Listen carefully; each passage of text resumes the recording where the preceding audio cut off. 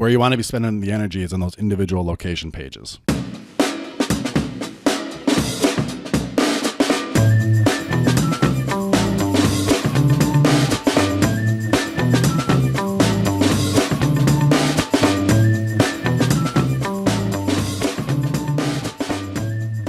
This is Local SEO Tactics, where each week we bring you tips and tricks to help you get found online.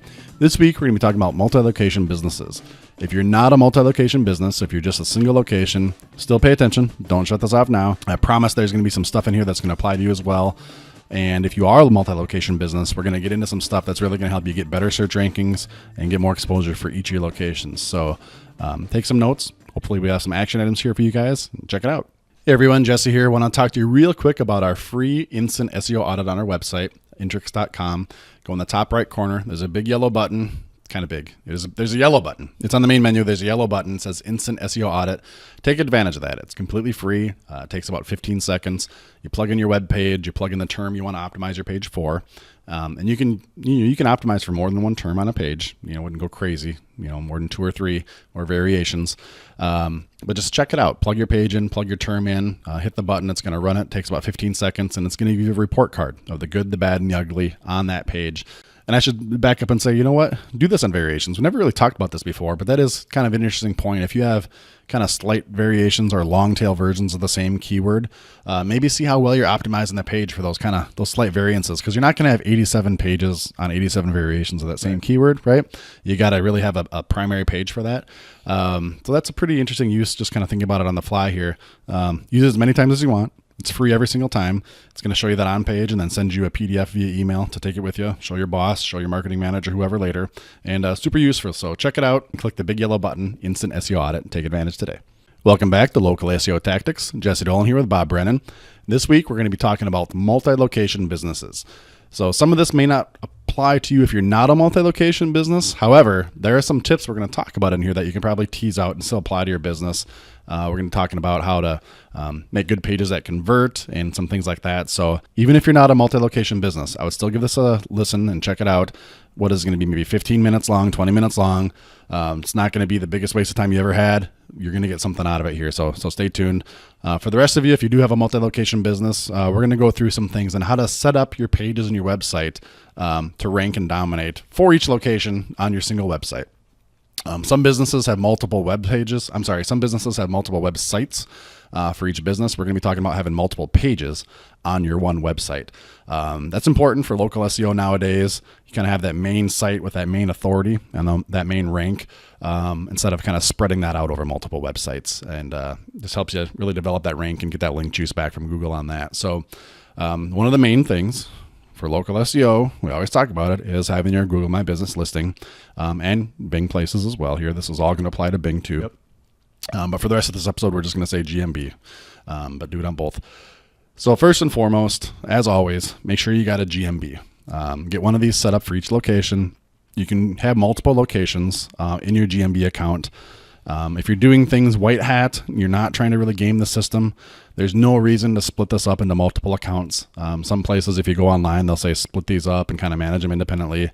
If you're playing by the rules, don't worry about that. You have nothing to be afraid of if you're doing it the right way.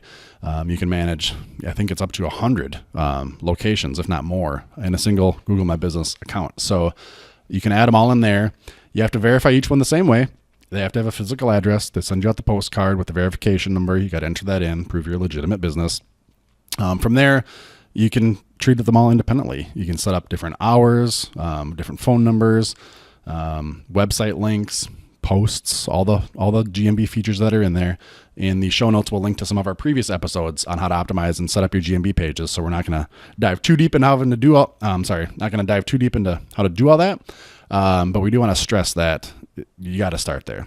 Have a GMB for each location. Super, super critical. Now, for those GMB pages, you link your website to it, just like you would a single location business. The thing that's a little bit different, and this is where it starts to separate on multi-location versus single location, is you want to have an individual page on your website for each location. Now, how you do that can be kind of how you want your style to be. Some businesses will have like a store locator page. It really depends on how many locations you have. If you've got dozens or 100 locations, you're going to need some kind of robust searching, people to search your website for the locations. So enter in your zip code or things like this that shows up on a map. But if you're more of just a local business, just operating in a metro area, and you got maybe 2, 3, 5, or 7 locations, you don't really need to get that fancy. Right. I would definitely have a page on my website that has locations served, areas served, locations, and just a straight listing of where they're at, and then a link to each location page from there. Now, this main locations page, if you will, kind of the index of all your locations, can be linked in your main menu of your website or in your footer of your website. I would definitely make sure it's found by Google, kind of putting it in your primary links. So Google doesn't have to look for it, and then also for your customers. Sure, it'd be great if somebody searches for something every single time they get to that location that they're looking for. And Google and Bing and everybody else isn't always going to do that. Your homepage is going to get served up a lot. So you still want to make it easy for them to go from the homepage, find the locations, and then jump to that actual, branch or office that they're looking for in there. Now, you don't have to put a ton of optimization effort into that listing index page. Right. Where you want to be spending the energy is in those individual location pages, right? That is what you're going to link to back from your GMB. So if, city number 1 or suburb number 1, whatever location number 1, whatever, that's going to go to its own page. City number 2 location is going to go to its own page. For each of those pages, you definitely want to make it about that page, right? Right. If it's got a very similar looking building, don't use the same image, for all of them. You want it to be, that actual building. So that's pretty important for. Yeah. Because, how we search kind of dives into that. So if it's, car repair Smithville, that page, it has to be optimized. So when they land on that page, it's Smithville, and along with the SEO element that's tied in with that. For sure. And I think that's how we search. Yep. You either type in car repair specific city. I don't think you use the larger, greater, like here in Minneapolis. I wouldn't do car repair Minneapolis. I would do car repair Smithville because that's where I live. Right. Or I would do car repair near me. Right. And Google will dial into that element with your page. So anything that you can tie in locally, and like we talked in other episodes, tying in with your local links, right? With the whether it's a charity or if you belong to the Chamber of Commerce in Smithville and everything else that goes with that, it's about proof, and Google wants to see that proof. Yeah. And to your point there, making sure each location page within your website is really optimized for that city and for that location. Some things you want to do to get that done: list your address twice. If you're a single location, we talk about listing your address twice on your homepage. If you're a multi-location, first of all, your homepage, just to kind of back up a minute, your homepage needs to be about your brand and your identity, right? So if you're, Bob's Auto Repair, your homepage should be dominated by you as the entity of Bob's Auto Repair. Here's who we are. Here's our story. Here's where we come from. Here's where we're going, blah, blah, blah, all that great stuff. And then your products and services that you do. Those products and services should still be illustrated with consideration to your GMB categories, right? Now, you may have some slight differences location by location. Some businesses are identical, no matter what location we're talking about here. Some might have some nuanced differences. But I would imagine you still have a core thing that all these locations do, a primary GMB category, that's common to all of them or to most of them. Your homepage for your identity of your brand should still be dominated by that main GMB category. Again, above the fold, in your H1 tag, and your title tag, and your description, and with some images. That's still what you do regardless of the actual location here. And that's what your homepage needs to be. If you're a single location, you also want to be incorporating your geography there, right? Different when you're a multi-location business. Your homepage becomes more about who you are and what you do, not so much where you're at. The reason that is because that's what these location pages are for. Right. If you try to tell Google on your homepage, like, oh, we're in this city, or maybe our headquarters is this city, well, they start to assume that's where you are as that brand and identity, right? Yeah. So I hate to use the word D2, and we say that sometimes, but you just want to make it known that your homepage is not about where you're located. You want to make that clear to Google. Now, you should have links, again, on your homepage, how to contact us, how to find our locations, and all that. You want to make it clear to your users and to Google and to Bing and all the other bots how to navigate and find these locations, right? So that being said, let's fast forward back into the actual location pages, right? You're gonna have one for each office, one for each branch. Those should be all about that local geography, right? So again, if it's Smithville, it should be all about Smithville on there. You shouldn't be mentioning, we also have locations in XYZ. You just have that link for other locations or back to locations page or something like that. You want to make sure your geographic references on that page are all about Smithville. Yeah, that Smithville, or in some cases, depending on how wide your geography is, maybe if you're in Smithville and you serve the 8 little towns around Smithville, you can mention those too, right? If that's what that branch serves. If that's overlapping with another branch, don't get confusing there, So make a location page for each one. And then if we go back out, and you kind of almost think about that as being that branch's or that location's homepage, right? So like we've talked about Yelp, right? You should really have a Yelp listing. You should have a GMB listing. You should have a Google. I always do that. You should have a Bing Places listing. You should have a Yelp listing. You should have probably a Facebook page of some sort. Just all these different local citations that you can get in review portals. I'm going to back into the review portal thing. There's an asterisk there. Actually, we're going to get right back here to that in a second. But you should have as many of those as you can for each location, because you want to build that identity, having that name, address, and phone number out there across the board. Do you want to say something? Yeah, no, my question, I think you were going to get into this, is so as we set up the GMB and the Bing Places, and you have multiple locations, one of the things we got in trouble with a little bit was overlap. Yeah. Right? Yep. And you want to dig into that a little bit? Perfect. Absolutely. That's dangerous. Let's say if you have, whatever, if there's a nice metro area and divided up into 4 quadrants, and you got 4 locations, northwest, northeast, southwest, southeast. Boom, I'm blanketing the whole metro area. You want to be very careful when you tell Google, what your service area is for each of these businesses, or maybe if you have 2 locations that are right next to each other. It can be dangerous because Google will say, well, you're overlapping, right? Right. Now we've got like Subways and McDonald's like all over the place. Well, they don't serve people within 20 miles. They're all about like within a mile or 2 of where they're located, right? So just if you kind of take that concept and apply it to your own business, if you're a service area business where you're going to your customers, you serve people within, let's say, 10 miles or 20 miles or 80 miles, whatever it is, you can't have those radiuses overlap. Now maybe there's a slight amount of overlap that can happen, kind of depending on certain geographic stuff. But you can't have half your zone by branch 1 be served by, branch 2 and vice versa. Google's going to suspend, 1, if not all of those listings, because you're just simply trying to blanket the entire metro, and that's not right. So in the settings, you get essentially a parameter or whatever of so many miles that you just got to be cognizant of. Hey, if I go 4 miles, I'm overlapping. If I go 3, I'm and this applies specifically to service area business where you're saying, this is where I serve my customers, right? Okay. So as you're saying, Bob, you tell them what your service area is. You can do that in 2 ways. You can, list the actual geography for cities and zip codes, if you will, or you can say as it's in a radius. So if I'm picking the method of outlining my cities, I can't have the same city served by 2 locations, right? You can't overlap like that. And if I'm choosing the option of going on the radius, those circles, if you will, they don't show you all this on one page. So you had to kind of have to do your own, geographic, and geometry, on a map or something to figure out what those radiuses are, right, and plug them in. Because if your locations are 5 miles apart, they can't serve 5 mile radius, right? Because you'd be overlapping the other location. So it gets a little funky there, but you got to be aware of it.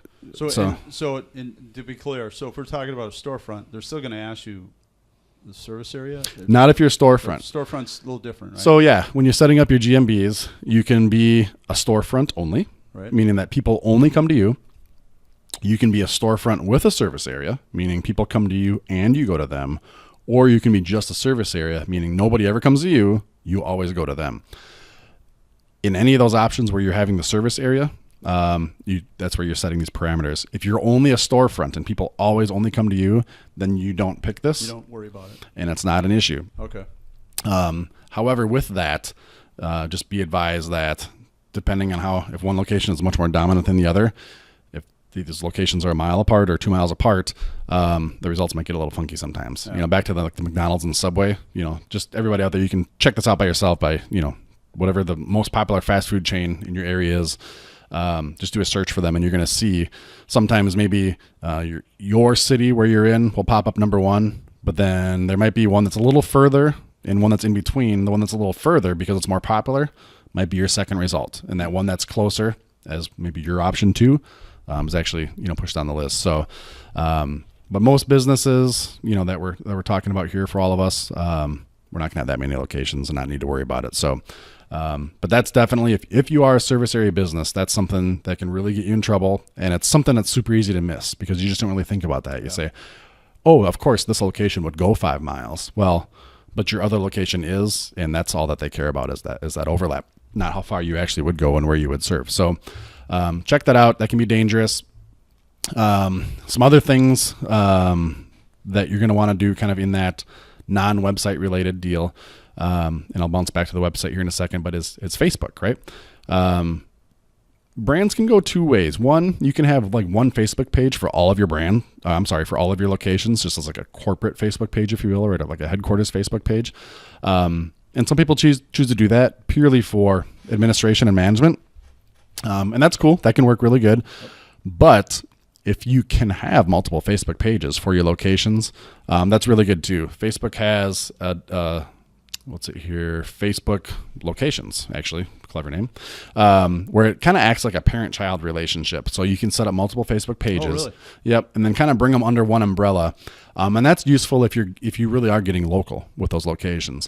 Now, if you really don't care about really getting out there and using Facebook a lot, I wouldn't worry about it a ton. But if Facebook is really part of your strategy and something that you're utilizing, I would take a look at this. I'll put a link in the show notes.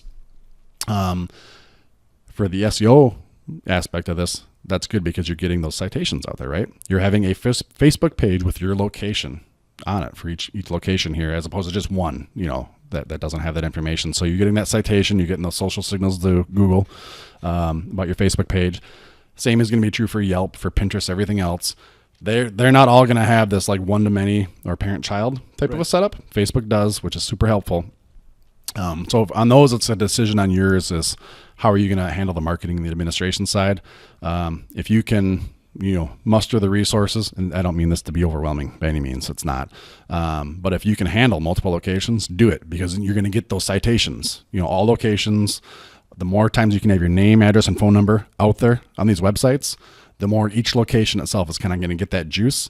And on all of these, like that Yelp page, or I'm sorry, I should say Yelp for that location page, it's going to link back to not the homepage of your website, but that location page, that location page for your website. Okay. Just like your GMB links to that individual location page. Your Facebook page links to that individual location page. So does your Yelp, and so on and so forth. The more you can do that, the more juice you provide into each of those location pages. Again, going back to Google, giving them those signals that when people are searching for, where do you live again? Smithville? Is that Smithville.